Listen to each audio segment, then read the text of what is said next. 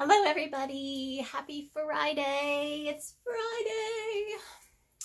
I hope you guys are all having a fantastic Friday. This is Pink Sheep and Friends, happening every Friday here on the Pink Sheep Design channel with me, Evelyn. I realize I've been doing all these videos and I don't usually introduce myself. Feel like there's no need. But I realize people do find these. I do upload these to my YouTube channel, so I figured I should start introducing myself. So I'm Evelyn of Pink Sheep Design. So welcome if you're joining in live. Today I'm so excited to go live with someone that before reaching out to her about Pink Sheep and Friends, I hadn't had an opportunity to reach out or didn't reach out. So it gave me a reason. And that's one of the reasons I love Pink Sheep and Friends, because it gives me a reason to reach out to people that maybe I've been following for a while that aren't in kind of my own crochet inner circle, who've maybe tested for me or who I've purchased things from in the past. But I have been following Kelly of Knitbrooks for years.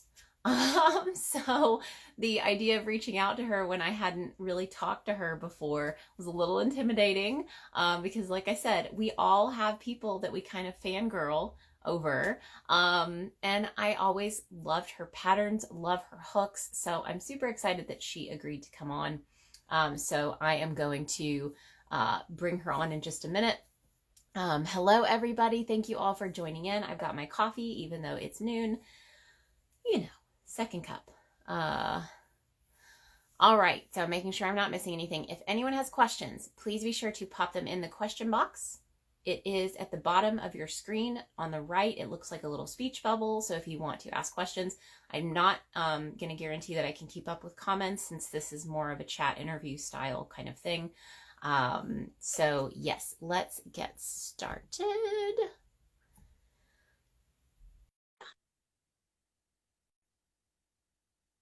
See if it works. Fingers crossed. There she is. Hello. Hello. How are you? Good. How are you? I'm good. I have to change my thing I too know. because I'm always anytime you like, hello. Here is yeah. my half a face. Well, Instagram doesn't do a very good job of like fixing it once you go live with someone else. I know. Just like scooch awkwardly back. Yeah. I was like, I'm perfect as I am, and then I bring someone. I'm like, oh, let me change everything. Instagram's like, no, readjust your entire setup. So I have to ask, have you gone live before on Instagram in the past? Yes, not for a while though. Yeah. I ran like, oh my gosh, what year was it? I think it was in 2020. I did like a challenge where I featured like a new person each week with like a new challenge for that week. So I was doing a live like every single week, and then like totally burnt myself out because I'm an introvert, and I was like, maybe this will help me be better, like getting myself out there. And then like it was the middle of COVID, and like everyone was like so discouraged, so I was like, let's do a challenge. And then I just have been basically hiding ever since I finished that because I like, can't do it anymore. And then we didn't have internet for like 6 months last year. Like we moved, and then they were like, yes, high-speed internet is available. But then when we moved in, it actually wasn't available. Whole other. No, and I totally understand that. We have we don't have a lot of options here, and our 4G, like our cell phone services, feels like it's non-existent. And so if our Wi-Fi goes out, I mean, can't really do anything. So it's always like fingers crossed that I can get through my live and nothing crazy happens. I know, and it's like 2022. Like, what is happening? Right? Is this not coming from satellites yet, where it's just everywhere? You know, I get I still have to pay for it, but you should be able to make it happen. Right? Like, internet should be free. Just being alive is expensive. I know. Oh, I saw someone say Introverts Unite. Yes. Yes. I was bad before the pandemic, and then the pandemic hit, and I just went into like full-fledged hermit mode. And now, like, even going to the grocery store, I'm like, is this what anxiety is? Like, I don't know how to talk to another human again.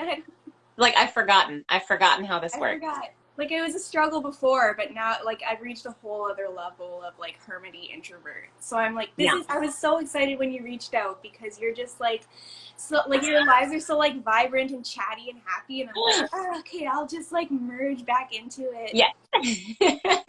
You're gonna like hold my hand. Yeah, okay. Well, and I would love for you to talk a little bit about, before we get into everything, about the reel that you did. I feel like that one, I don't know if it went viral, I don't know, but I know for me it did. But the sad twerking reel, kind of what pushed that, out into the world, and yeah, that's yeah. Yeah. Tell us a little Well, about I that. feel like all of us kind of are in the same boat. Like most of us are in the same boat with not really enjoying reels that much. Yeah, Like I've been on Instagram for I don't even know, like long time. like Yeah, 10, like probably yeah, 10, like, yeah, like 10 years. yeah, Oh my yeah. gosh. I feel so old. Okay, so back in my day when I joined, like Instagram was a photo platform, and it was so hmm easy to like grow and connect with people and just like share your pictures. You just like slapped a reject filter on it and like here's what I'm doing today, and everyone's like, oh hi, like I love Yeah, this, like so nice to see yeah, what you're doing. And now Instagram, well, I feel like Instagram is trying to be TikTok because it yeah. saw like all of the younger generation is like Mhm, moving over to TikTok, and mhm. it has been so It's successful like for we don't TikTok. we don't just want all the millennials. What? I know. Like I'm like is this now like what Facebook became for us, like when our parents joined Facebook? Like now the millennials are like trying to get on TikTok, Oh and like the no. Gen Z is like, ugh, like Yeah. stay on Instagram. Mhm. Anyway, Probably. yeah. Probably. So like I've been feeling really frustrated because I love photos. Like I Yeah. think the two of us have like a photography Mhm, background, so I've always loved mhm, Instagram to just like look at a feed and see everyone's like beautiful pictures. And mhm. now you're scrolling and you're like, oh, nice picture, and then you're like blasted and your ears are like Yeah. assaulted with a random reel mixed in there, and Or you're just like, ah, multiple. I Now like it's like forgot my all volume was reels. up. Yeah, it's like Yeah. all reels now. So I feel like a lot of us have lost like our photo platform, because like if I want videos, I'll go like scroll on TikTok for a while. But if Mhm, I want photos, I'll mhm, come to Instagram. But now Instagram is like all reels. mhm. Oh my gosh, that was a tangent. I forget what your question even was. I just went on a rant. What it was the spur behind the sad twerking video. And Oh I yeah, think so you that's basically nailed it like pretty much. what I feel like we need to do as creators in order to even be Yeah. seen. So Yeah. it's actually like a Snapchat filter that I've seen some of my friends use. Like I don't even have Snapchat, Mhm. but I downloaded it just to use that cry face because I was like, Yeah. that's hilarious. Yep. So I'm just gonna do Mhm. like a crying, dancing, twerking, like please buy my thing that I made.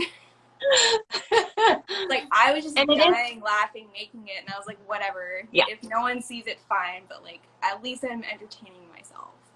yeah, And then, of yeah, course, like I think it has like 170,000 views, and I'm like, of yeah, course. yeah. Well, I It think just it's like it's the proved my connection. point. People It get it. proved my Yeah, point. exactly. And then And like I all think of my that, other reels are like 1,000 views, yeah. like Oh 40 yeah. likes, and I'm like, Uh-huh. Yeah. cool. And I think that's for me because I'm not a dancer. I don't look cute dancing at all. So I did Not as try. cute as my cry twerk. So Don't even try. my husband plays Fortnite. And Fortnite, they have the emotes, you know? And I was like, well, maybe I could just be like weird, and try one of these. So I spent, I mean, I swear to God, I spent like 3 hours It learning this takes like so long. super short emote. And it was one where like you like pointed at your foot. And I was like, well, I just released a slipper pattern. So like I'll have my slippers on. See, it'll be cute. It'll be funny. And when I went to go film it and I'm watching it back, I'm like, I'm making the weirdest faces and I could not stop. I could not film that video. I was making like the duck face, like while I'm dancing, like trying to look cool. but posted it, but I did try, and I was like, we're just gonna see. And I was like, no, this is not the direction I really want to go in. No. Just put the sad face filter on, and then Yeah, yeah, it'll be fine. yeah.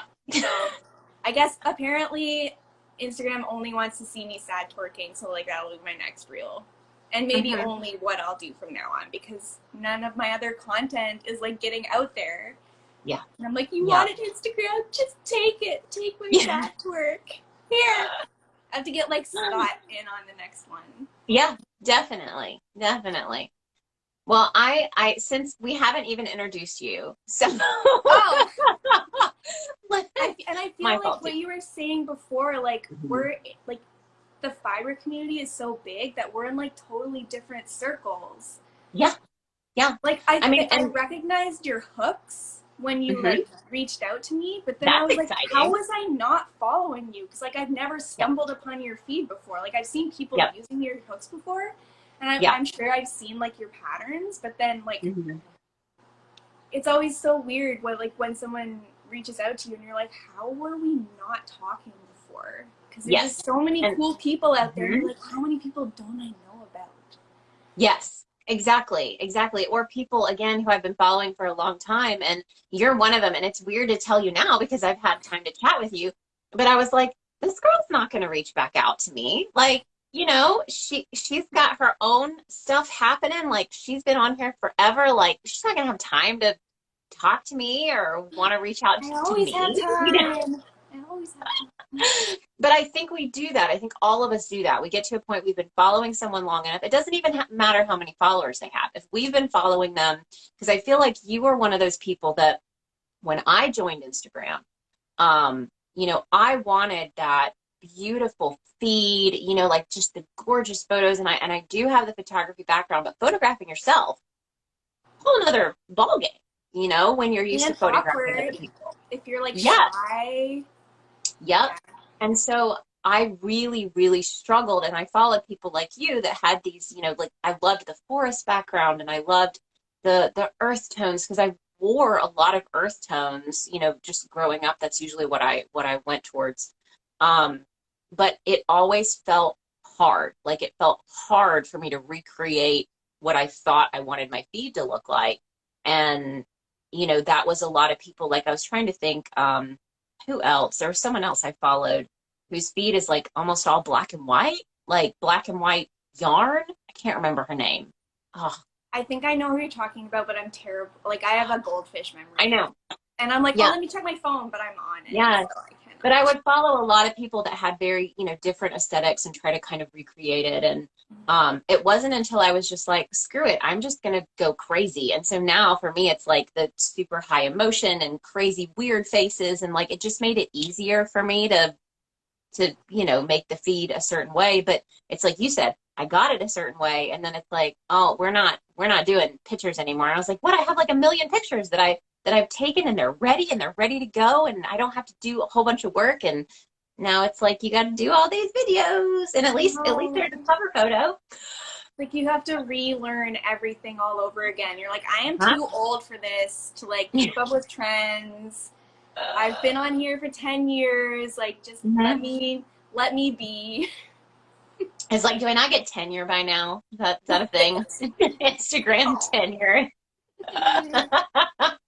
Yeah, I've definitely been like feeling a little bit old lately because I'm like, is this what our parents were complaining about? Like when Facebook came out and they were just like, how do we use this? And Yeah. I don't know, because that's how I feel about TikTok. I am on TikTok, but it's just pretty much reposted Instagram videos when I do the reels, you know. But I mean, again, like when you're doing it full time, and this was something I was excited to talk to you because both of us are in a similar boat of us and our husbands or our partners are working we're living with parallel lives. Yes. In very different places and in different ways, but yes. And, you know, when you're in that boat, it's like, everyone kept saying, you got to do TikToks. It's a different audience. So I'm thinking marketing. I'm not really thinking like I'm going to go on TikTok because I want to watch TikTok videos. I'm thinking like this is a different audience and it's people who may not have found me on Instagram. And, I remember when I got my first sale from someone who said, I found you on TikTok. And I'm like, well, I guess it's worth, you know, I mean, for someone, again, who's doing it for marketing reasons, then, you know, I guess it's worth it. Well, I also feel like in relation to Instagram, like TikTok is so new, so maybe there aren't as many users and like content on the app yet. Mm-hmm. So like when we were first on Instagram, like there were significantly less people. Same with Etsy. Like years ago, Etsy was pretty Very simple different. to like get your name out there. But then obviously the more people join, the more content there is, and like your content is getting lost in everyone else's content. Yeah, I'm on TikTok, but I just find it's just like so many different areas that you have to have content for and like be present for, and it's just a lot. Yeah. I'm tired. Well, I would love to, if you want to let everybody know a little bit about kind of your journey. I mean, that's usually where I start our focus, but we had plenty to chat about already. Of kind of, first of all, you can let us know how you started knitting and crocheting, and then when that kind of turned into a business and what that's looked like for you. Okay. Well, I am Kelly from Knitbrooks, and I am a semi-awkward introvert. So, and I'm like really bad at talking about myself. Like I love listening to people, but okay, so we're gonna give it the old college try. So I can keep asking questions if you need me to. I started, well, my mom taught me how to knit when I was 9, but I didn't really keep with it. And I picked up knitting again when I was in college. I went to college for photojournalism. So it was like kind of a stressful program, and yeah, so knitting just like helped me relax. And then I got, what did I get? I guess like a couple years later, I inherited my great grandma's crochet hooks. So I was like, I can teach myself how to use these. So I taught myself how to crochet, and I really wanted to make myself a slouchy hat, but I was like too intimidated by double pointed needles. So I was like, I'm going to crochet myself a hat. So I crocheted myself a hat, and it just like spiraled into like the fiber arts rabbit hole from there. I opened up an Etsy shop in 2013 to sell some of like my finished knitwear, because like, you only need so many hats, and you can only give your mom so many scarves before she's like, thank you, but also my scarf drawer is full. So so I was like, I'll just make an Etsy shop and like sell all the things that I make, and then I'll have money to buy more yarn.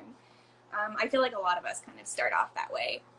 And then from there, I started doing handmade markets.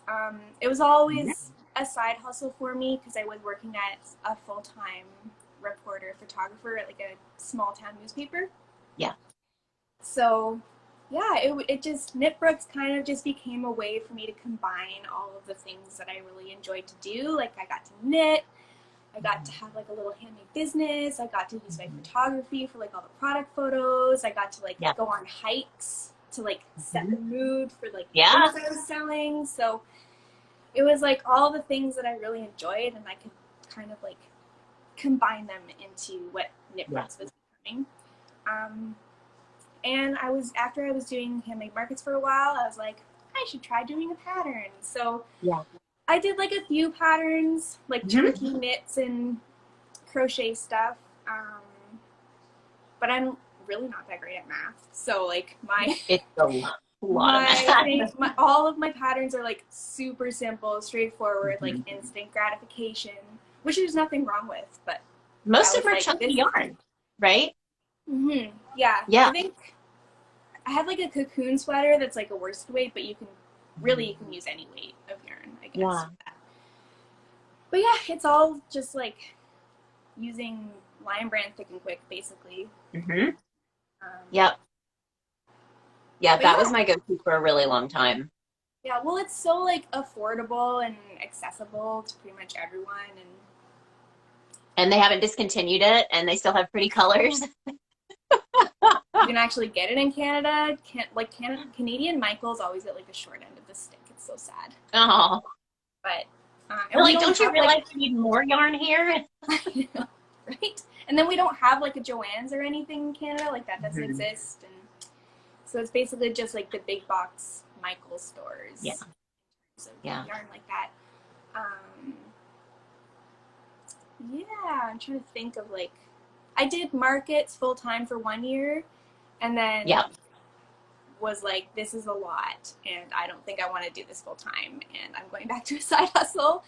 So that was in like 2015 or something. I was living out west, and then I moved back to Ontario, and I think it was 2017 when I attempted to make my very first crochet hook, because I'm an avid stick collector.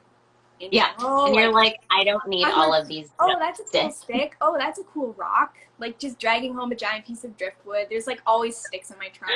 So I'm just like one of those people who collects like cool things in nature. So I had a plethora of sticks. Yes.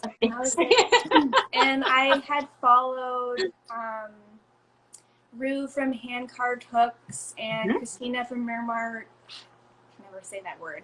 Miramar Woods.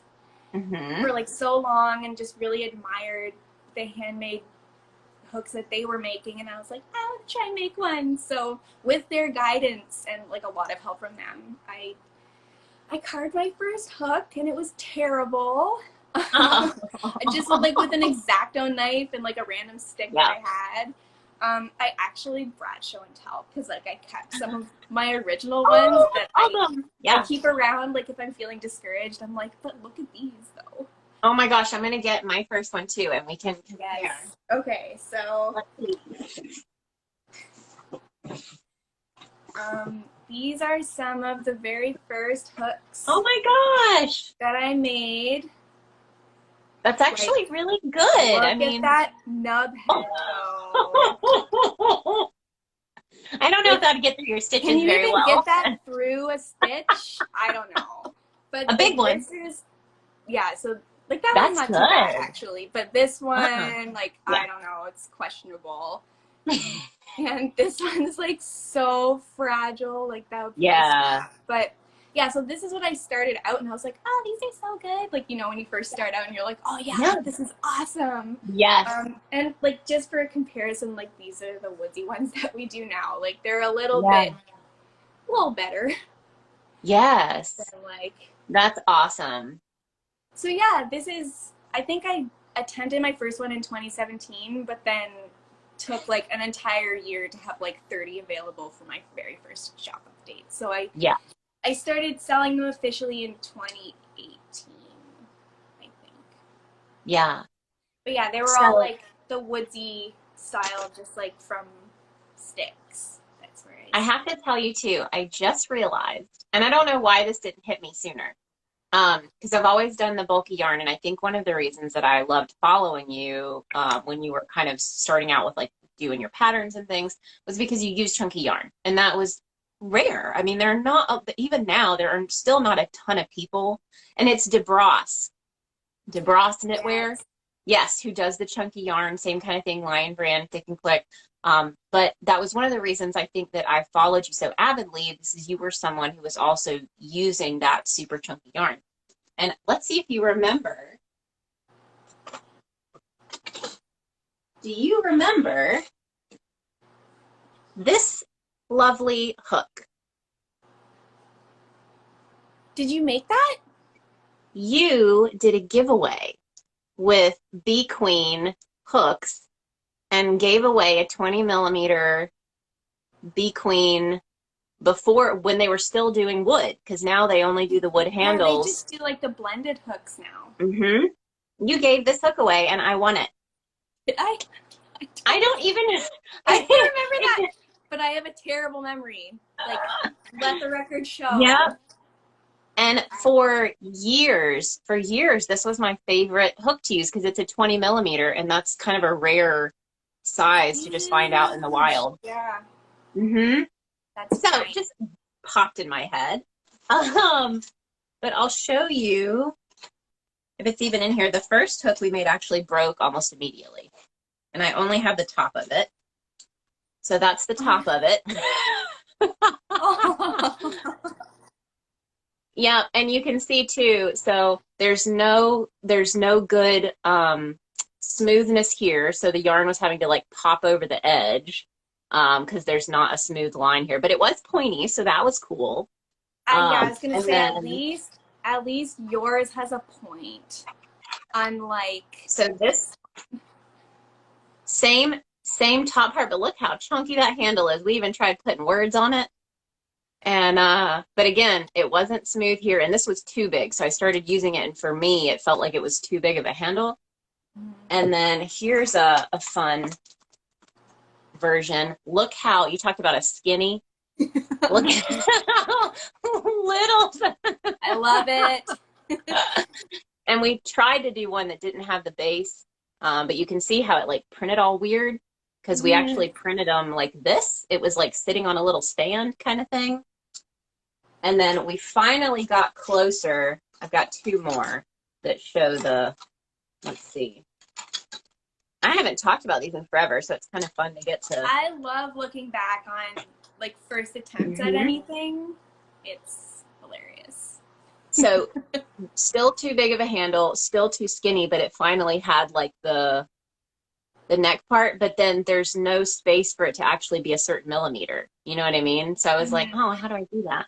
And then this was the next one. Yeah, so this was the closest to the finished piece. So this is this one, but still neck was too skinny, but we finally have an actual millimeter section before the handle. Yeah. And then I think that was the last one.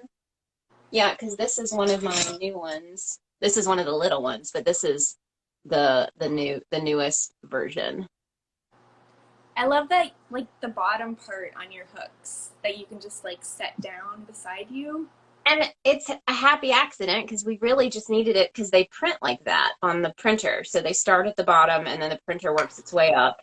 But I love it. Yes, but it's recognizable now. I think that's what's fun is like having it's, you know, none of the other hooks look like that. So it's like it's a recognizable thing. And now like if I do a design, I try to like put our hook in it, you know? So, but it's a journey, right? Yeah, let's wait, 2017, 18, 19, 20. Oh my gosh, yeah, 5 years for me now. Yeah. Which is crazy. Yeah. Yeah. And what, so I would love to know a little bit more about, and you shared it with me a little bit when we got to chat before, but the transition, is I feel like COVID had a lot to do with your transition. What did that look like for you guys, for both of you? Yeah, so it was, Knitbrooks was continuing to be my side hustle.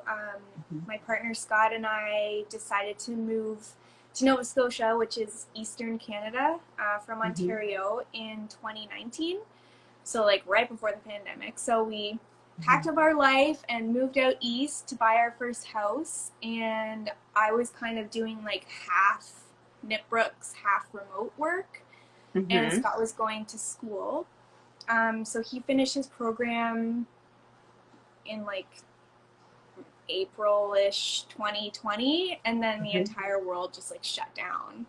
So when the world shut down, everyone was staying home and like reuniting with their fiber arts and learning how to crochet and treating themselves because like trips are canceled and people had a little bit of extra income because they weren't commuting, like they weren't spending money on like extracurriculars. So like Knitbrooks business started to pick up a lot, and it got to the point where I was like, okay, I either need to like stay the same and like not take any more orders, or I can like take the plunge and see what happens. And worst case scenario, it is a fail and I just get another job, I guess. So yeah, I decided to go full time, and Scott ended up just never getting a job in his field, and like I adopted him into Knitbrooks, and so we officially, both of us were full time in October 2020.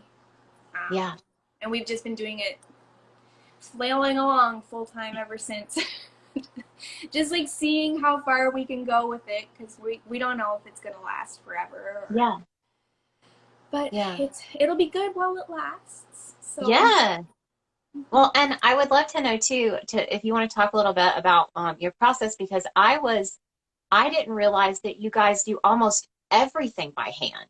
you don't, I mean, I think you said you have a lathe, but you really don't use it. So it's a big process to make your hooks, yeah? Yeah, we got a lathe because we wanted to make knitting needles, and we thought Hmm. that would be the easiest way. So we only just got that. Oh my gosh, time just blends together now. I don't even Yeah, I know. know. We haven't had it. We haven't had it for a year, and we're like still learning how to do it. We did like start doing knitting needles, which I also Oh, yeah, yeah, thought yeah. like, but Oh, I love the it's just yellow. been like a total like uphill battle, and I'm just kind of over it at this point. But just showing this to be like they exist and we're trying, but also Yeah. it's not going that great. But yeah, so like, do you want me to like say the process of like what we do? Or what was Oh, your no, question? no, no. I just meant I feel like it's, I think when you look at some people who make wooden hooks or even like the acrylic hooks, I guess they have like the acrylic blocks, you see a lot of the process is using like a lathe, but you guys do almost everything by hand, yeah? Yeah, the combination of, okay, so this is just like a sample. So Mm-hmm. our multi-wood hooks, they start off as like boards. So Yeah. Scott mills the boards into like 1 by 1 inch like Mm-hmm. strips basically, which then get cut up. So like that was one block, and actually this is a bad example because it's like It's so pretty a though. design, but so like these are two separate pieces of Yeah. wood. So it starts off as like a blank, basically, which Yeah. you And is do it like see a a big lot. rectangle? It's like a rectangle glued together, or do you glue them? Yeah. We actually pin them because when we started Ooh. doing this part, we had a couple hooks that like came apart. Like if the epoxy doesn't, like certain woods Yeah. can be really That's smart. oily. Like Purple Heart and Bloodwood are both like Hmm. super oily woods, so like the resin doesn't bind to it properly. So Gotcha.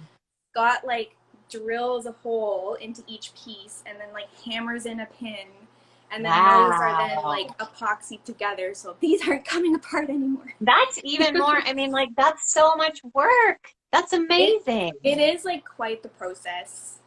Yeah, so then it's like basically a block of wood like this, which I have Mhm. seen people do wood turning with. The Mhm. only thing is like our hooks aren't perfectly round. Like they're Mhm. it's hard to tell, but they're like a little bit square-ish, Yeah. which I find like more comfortable because then it's like flat for you to hold. Yeah. It's like Yep. very subtle, but with a lathe you'd get like a perfect circle. Mhm. Mhm. And this, so it's like a combination of like hand carving, filing, and like using a Yeah. belt sander. Yeah. Yeah. Um, yeah, so they're not like totally hand carved. Like we're not sitting Mhm. there going Yeah. like Yeah. this. He has some Like power tools. we also use like a belt sander, which really speed. It basically works kind Yeah. of like a lathe for us. It's like a happy medium between like a lathe and hand carving. Yeah. Um, I feel like you but have more freedom to with with like the shapes and belt. stuff. Yeah, exactly. Yeah. How long would Yeah. you say it So takes you to make your hooks? What would be the average? Because some of them are more complicated than the others. yeah. I mean, you So have like some that are like crazy with like the cutouts and things. yeah. So this is like our Art Deco collection. Yes, those are so Um, cool. so they I have like love a that. lot of. This was Scott's like working his magic. Yes. Because he like glued a bunch of wood together and he's like, oh, it's going to be like a circle and a curve. And I'm like, that just looks like a block of wood to me. Like, I don't know what you're doing. But then, like, when Yeah. you round it down, it looks, you get like all these really cool, like from the side, it looks like triangles, but from the front, it's like Hmm. a circle. And from the back, it's like another circle. And It's awesome. I think they turned out really cool. But yeah, so like once the block is like assembled, Hmm. it has to like dry overnight because it's been epoxied. Hmm.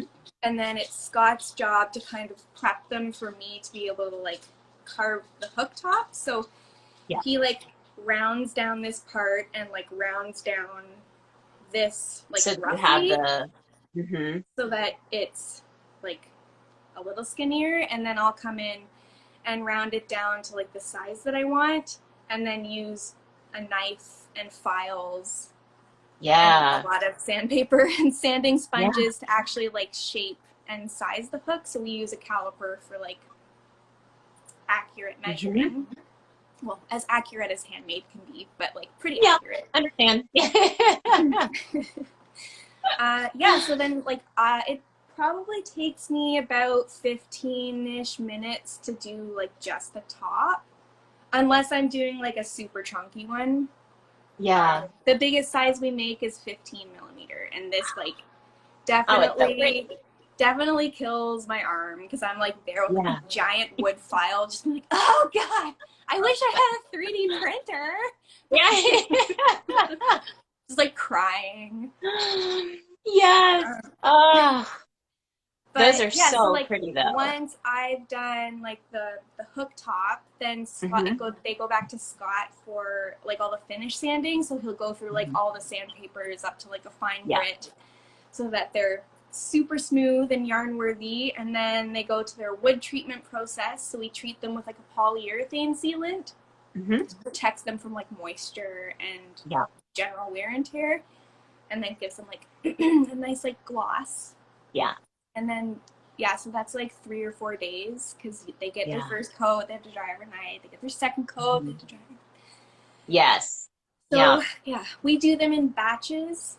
So it's like kind of hard to tell like how long each individual hook takes. But the whole process for a batch takes like a week because there's like the milling day, the like pinning and assembling day, the drying day, the belt sanding day, the carving day, and then like 3 days of like wood treatment.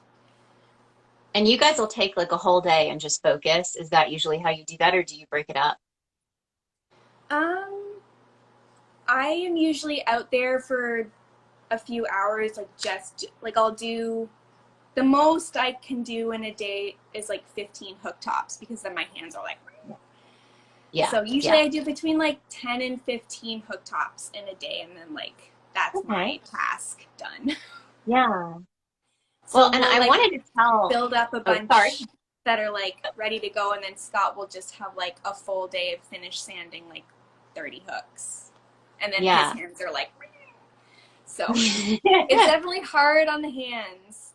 My hands have like little biceps on them now. They're just like we have to use wet sandpaper since it's technically like a plastic, so we can't use the dry sandpaper, but using the wet sanding means we don't have to wear like crazy protective gear every time we go to sand hooks. But for us, our hands start to get waterlogged. Just like pruny, dipping it in there.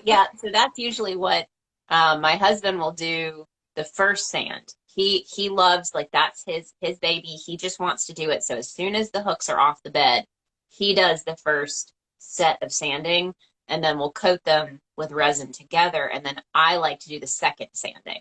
So I'll go through, if we put that first coat of resin on, that's usually the coat that'll have like glitter or mica powder. And so it'll be, you'll feel that. And so I'll take them out, sand them again, and then we'll bring them back in for like a clear coat. But it's so funny because like he doesn't want me doing the first sanding. He's like, no, I've got this, and then same with the second one, it's mine. So like having that. We have like our designated tasks. Like I tried to do like one of the wood, like the coating sealant, like one time, and then Scott was like, there was like a drip on like one of them. Like, you're fired. And I was like, you didn't show me how to do it properly.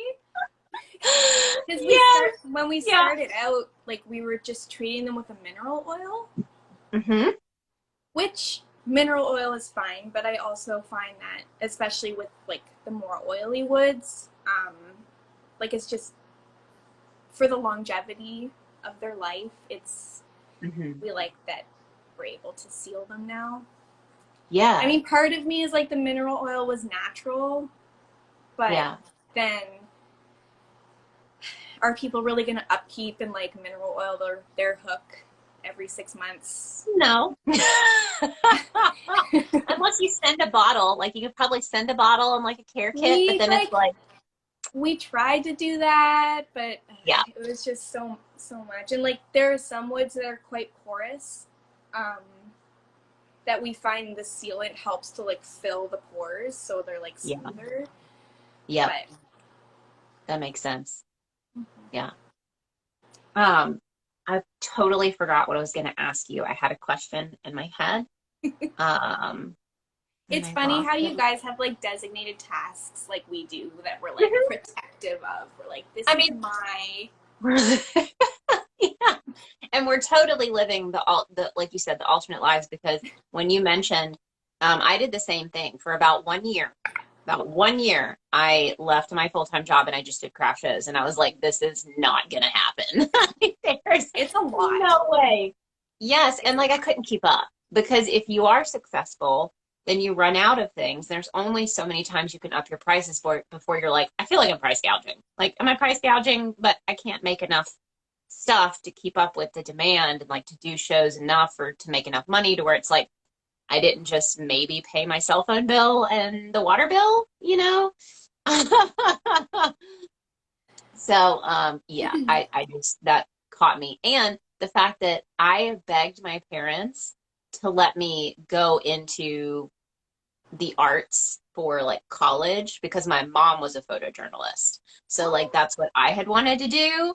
But my dad and my stepmom, so my mom passed away when I was really young, and I think they were like, you're not going to be able to support yourself doing that. Like, no, you don't. You need to like go into something else. Like, They're we're not not going to. wrong. They're not I wrong. But look at what I'm doing now. Now I'm making crochet Yeah. hooks. So would it really have been that bad for me to focus on photography when I was in college? I was like so glad I went into journalism, just like the dying industry, but newspapers are dead. Well, I would love to know what do you feel like is your favorite process about hook making? Like favorite part of the process? Mm-hmm. The end. Well, so I usually see the hooks, like the last time I'll see a hook is when I finished making the top part. So like the handle will still be like kind of long and like kind of square, and it won't be treated, so like it's still the natural, like the wood colors look a lot more dull when they're not treated with something. So when I send them off to Scott for his process, like they're not finished. And then the next time I see them usually is when he brings them in the house for me to take pictures of them. So like the part, like I'm like, okay, yeah, like this looks kind of cool. But then when I see them again, like in their little basket coming in, I'm like, oh, it turned out so cool.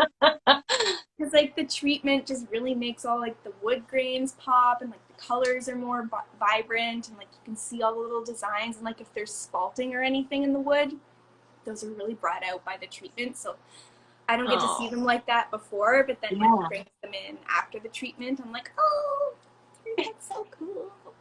So it really is like, it's that finished product feeling of like, this is what all of our hard work did. Yeah, it's so cool. Do you get the same feeling I do when people still share photos of hooks and like have wonderful things to say? Where it's just like, okay, I'll keep making them. No. Like there have been some people I feel are like single-handedly keeping us in business, and I'm like, you are the best person ever. Like there's a couple of people who have like there's someone who has like 20 hooks. And like they shared a photo, and I was like, oh my god. Oh, what? Yeah. Like you get so caught up in like your making process and like just trying to survive as a full-time maker, and then someone will share a picture of like their collection, and you're like, oh, that's so nice. That's so sweet. Or like the people who will just like leave the sweetest little like checkout note for you. I'm like, that's so thoughtful. Yeah. And like maybe it doesn't seem like a big deal to them, but then if like you're having a tough day and you see that note, you're like,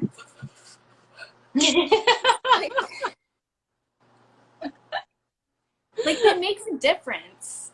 Yeah, they really do. I mean, that's talking about people having a lot of hooks. I think there's one person, and I need to send them a message and be like, "Hey, do you think you could like take a picture of all your hooks for me? Because this is kind of crazy, and just to be able to see." This person has, I think, over 40 hooks. I don't know if they, I don't know if they keep them all.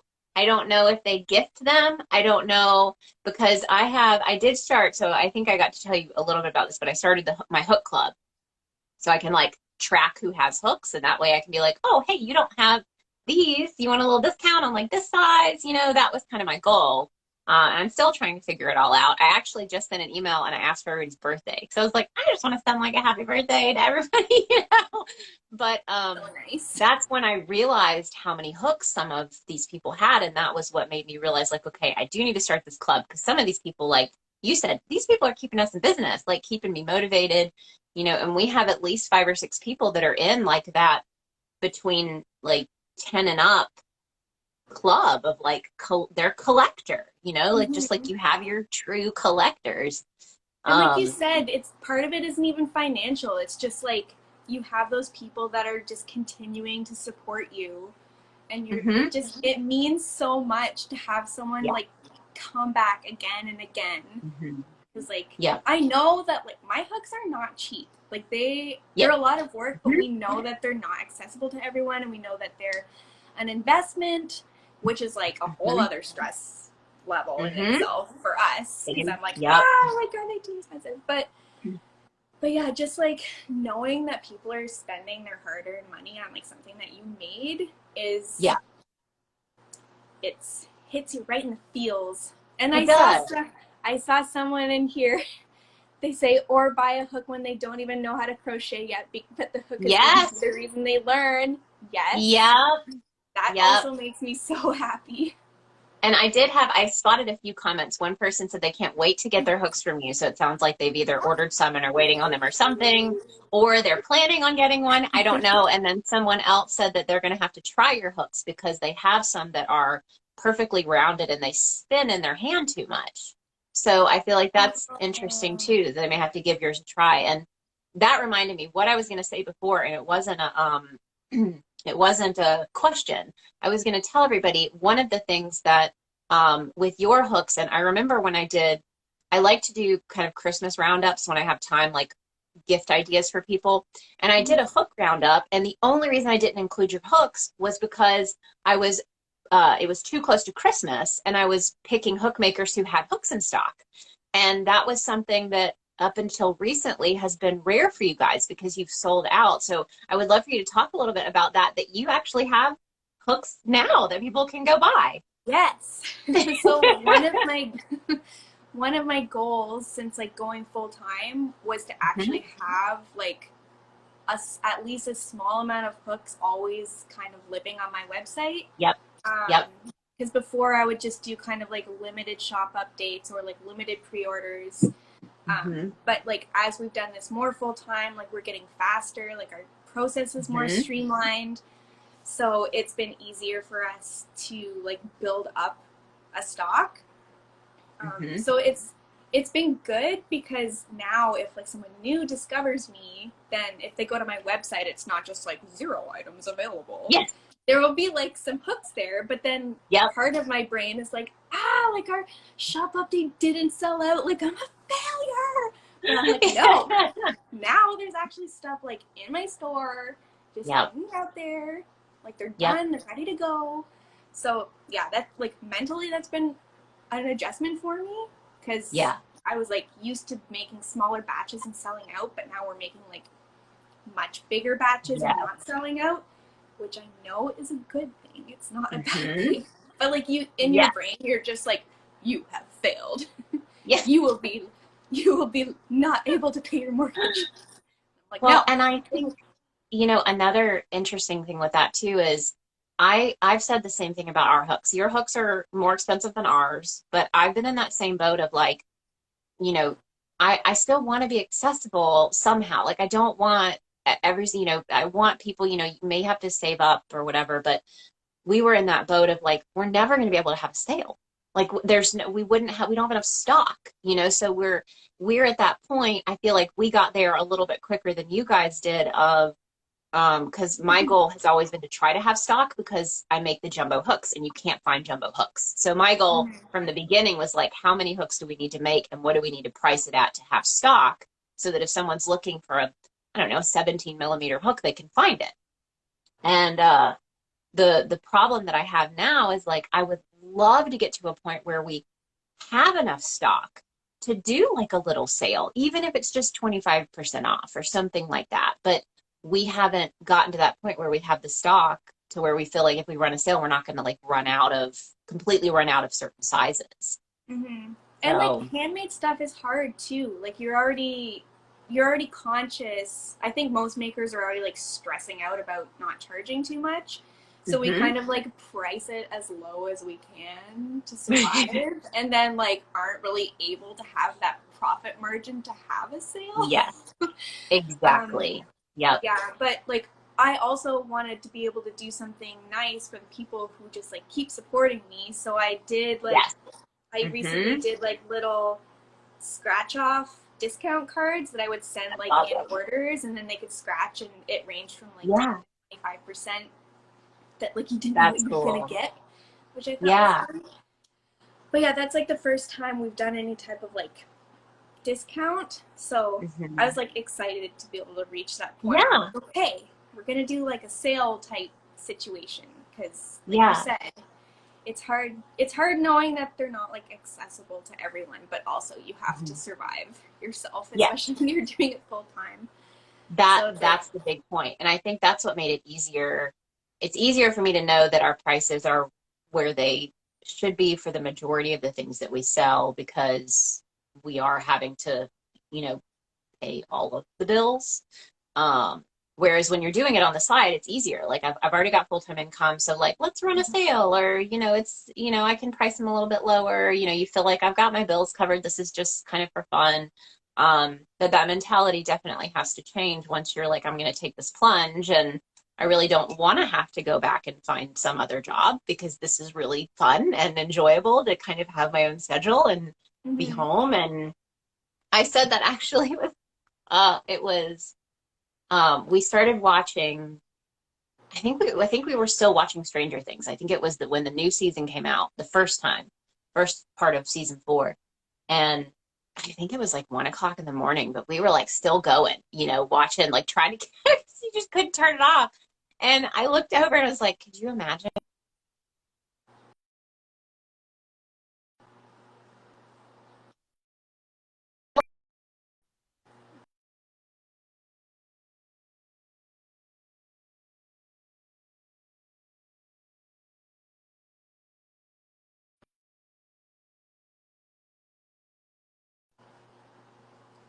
Oh, Can you hear me? was that me or was that you? I feel like I can hear you. I think it was me. It could have been me. I don't know who it was. It was one of us.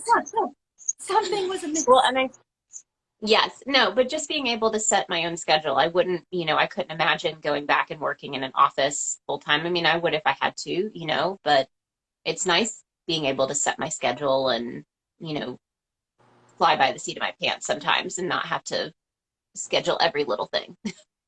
Yeah, I agree.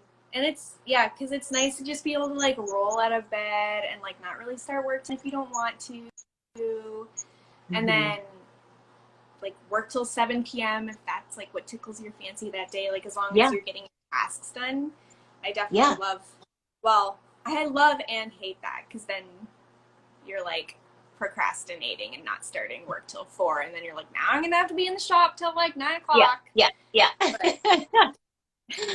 Yeah, I definitely think it's like any job. There's going to be areas that you absolutely love, and there's going to be areas that are difficult. And I think that's what I try to tell anyone that's interested in doing anything in the fiber world full time, is you may end up working more than you did, when you had a set job hours. But the goal is to hopefully be working more on things that you really like versus working more hours doing something that you hate. Yes, and then if it's like a beautiful day outside, you can just be like, don't know if I want to like really work today. I'll just take this day off instead of this day, and then we're gonna like go Yes. for a hike instead of working because Yes. it's I'll make my Monday a Saturday, and then maybe I'll work on Saturday. yes. Yeah, definitely. Oh, well, let's see. Okay, we are getting towards the end of today's session. I'm so glad you came on, Kelly. This was fantastic. But I would love if you would let everybody know a couple of ways that they can connect with you. If you have any other social media areas, your website, like, you know, anything that you want to let people know. And then if you have anything coming up that you're excited about, if you want to share, you can. Okay. Well, I'm obviously on Instagram, struggle busting along like everyone else. My website is knitbrooks.ca. I have all of my links in my bio on Instagram. Yeah, I don't even know. Oh, I have a newsletter. So whenever I do like a shop update, my newsletter list usually gets to shop early. So if I'm having like a release, they get to like get in an hour early. And yeah, I think that's pretty much where I hang out. I have a reject TikTok that I'm not really on that much. But other than that. So I have to ask, because this happened one time. It's only happened one time so far, but I let now my hook club, I let them get early access to things. And the last time, it was actually last month's release, I think they bought all but 2 of the released hooks. So I didn't actually do like a public release because I was like, there's only 2 left. Oops. Has that ever happened to you? That happened to me before when I had like a new style coming out and there weren't that many. And then my newsletter squad just like bought everything, and I was like, well, here's the update. There's like one thing left. Sorry, but maybe you should sign up for my newsletter list. There you go, exactly. That's awesome. Okay, so we have 2 more minutes. So I'm going to do the really quick and dirty questions that like everybody always wants to know about other crocheters and knitters. So what are your favorite things to do while you are crocheting, whether that's listening to something, watching TV, or like silence? I actually don't mind silence. Scott thinks I'm weird because he like always has music playing or is like always watching something, but like I'm fine just hanging out in the quiet. But we've also been like rewatching an old season of Survivor. Oh, I love So Survivor. I've been like knitting my sock. I'm working on a sock right now. Ooh. And, yeah. So what are your favorite items to crochet? Even if it's just like 1 or 2 things, a go-to project. Oh my gosh. I love like chunky cowls because they're just like so easy to throw on, and especially if it's just like a half double crochet, you could just like favorite cowl. Coffee or tea? Iced coffee. Okay, in your mug. In my mug.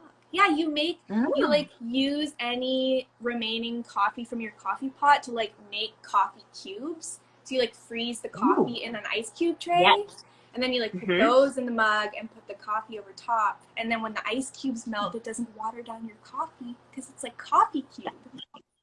I like that. I feel like I tried that once, and I feel like, does it discolor your ice cube tray? Because I feel like it discolored my ice cube tray. It hasn't like discolored ours yet, but I usually once it's empty, I usually like wash it out and then like pour a new batch. But yeah, I need to try. But we have like a designated coffee cube tray now, so even if it does discolor it, we have like other ice. I'm very serious about my iced coffee, so I need to try that because I do usually, if I don't drink all the coffee from the coffee pot, I'll put it in a cup and I'll put it in the fridge just so that it's already cold. I do that too. In addition to the cubes, I also keep like a leftover mug from the day before. And do you drink iced coffee year-round or just in the summer? No, just when it's warm. I mean, I prefer iced coffee, but when it's cold out, definitely hot coffee. Yeah. Do you drink tea at all? Yeah, I do. I just Do you have a favorite? I go through phases. Yeah. So I like peppermint tea, but also just like plain Same. old orange mango. Yeah. I try so hard to drink tea. And I remember one person said it so well. And it was, I don't know if she's on here, but What the Hook Crochet, Emma.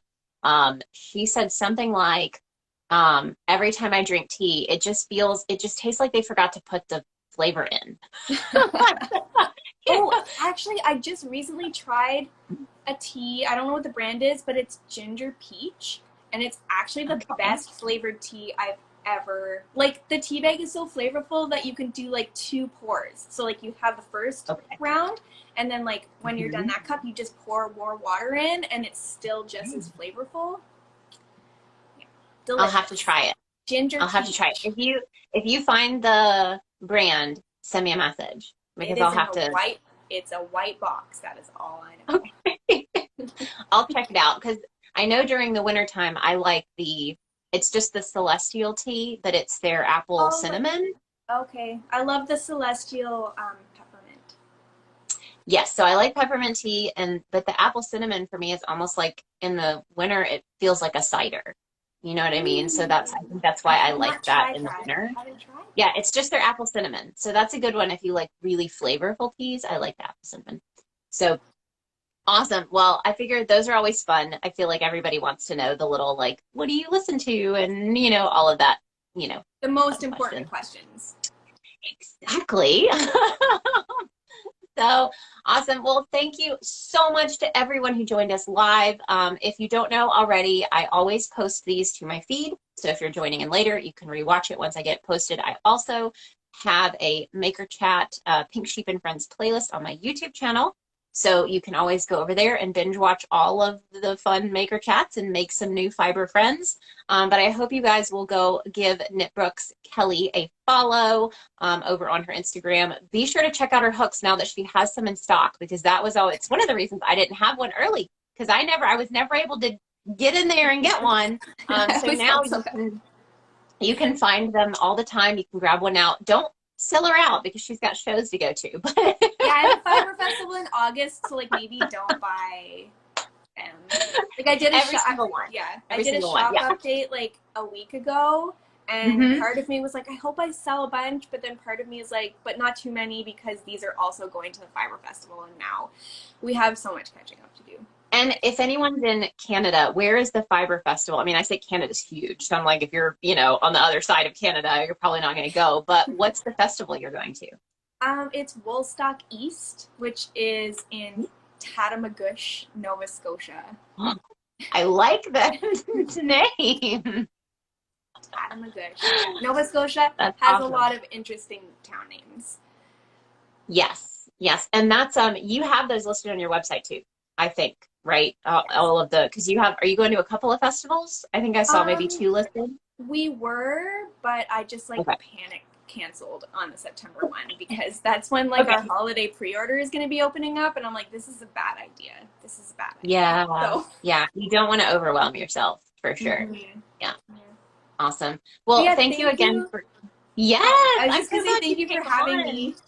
Yes, and I can always. I'm at to a point where I do want to start having people back, so maybe later in the year I can have you back on and we can see what things you're working on that are new, but that's kind of where I'm at. So I may reach back out to you and see if you want to come back on later, and we can see what all you're working on then. And yeah, I think that's everything for now. Anyone who's here, I will be back live on my YouTube channel on Tuesday. And I haven't decided what I'm going to talk about yet. It may just be an update on my DIY hook that I'm working on because I started trying to paint that. If you guys saw my last live where I was painting it and it was awful, but we're going to figure it out together live. So that may be what I do Tuesday. But then we'll be back next Friday. And let me double check before I run. I'll tell you guys who's coming on next Friday. Let's see. There it is. Okay, next Friday we actually have another hook maker coming on, and that is Diane from Love Stitches All. So she makes the resin poured handled hooks with all of like the crazy glitter and awesome things in them. You're like telling me all these Cause like I also feel like I have like a hook maker circle, and then outside of that circle, I'm like, what? How many other like? There's so many other hook makers out there. We need like Yes. a hook maker club that we can just like Yes. all be part of. Yep. We will get on that. Because I you've still have mentioned that several brewing. people. You've mentioned several hook And makers, and I'm like, who is that? And I know that I've mentioned people, yep. and you're like, who? So Yes. yeah, it's good. And I mentioned that when I chatted with Diane before she picked her date, she said the same thing. She's all in for a Hookmakers Guild. Yes. Hook So, Makers Guild. yes. So she will be on next Friday. We'll talk about similar, crazy, fun, weird things.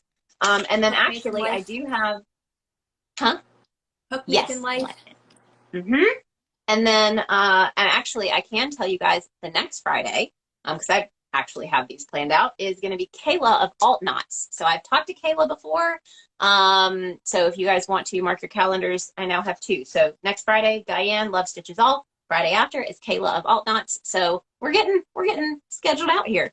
So thank you again, Kelly. I don't want to keep you any longer than you can stay on, but thank you. I'm just procrastinating because I have to go out into a really hot workshop. You'll get to work. And wear a respirator, so I know. Well, we'll talk again soon. Thank you, and I hope you guys all have a wonderful Friday and a wonderful weekend. Yes, happy Friday, Bye, guys. everyone. Thank you for having me.